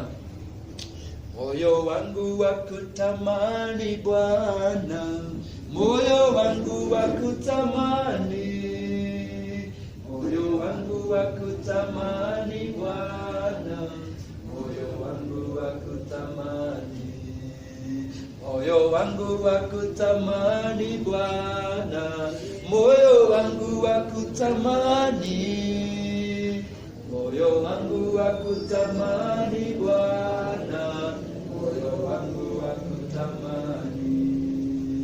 Unaposamehe nisamehe Bwana, unaposamehe nisamehe, unaposamehe nisamehe Bwana, unaposamehe nisamehe, unapoponya uniponye Bwana, unapoponya uniponye, unapoponya uniponye Bwana, unapoponya uniponye, unapoinua niinue Bwana, unapoinua niinue, unapoinua niinue Bwana, unapoinua niinue.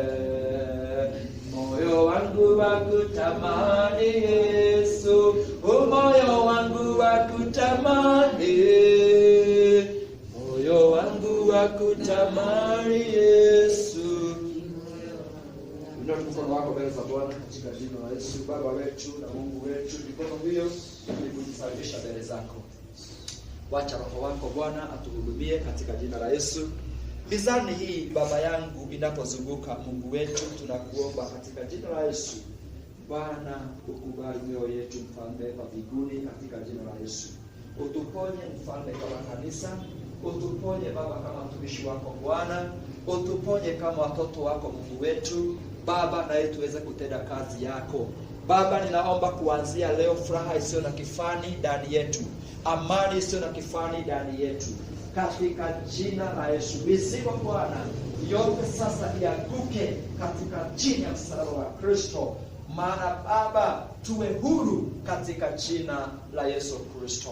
Bwana tunakupenda, Bwana tunakuinua. Sifa na utukufu ni zako Bwana. Katika kazi hii tutakutana na machukizo mengi, wengine Bwana watatutusi, wengine Bwana watatudhihaki. Baba wetu sio mwisho, tutakutana majaribu.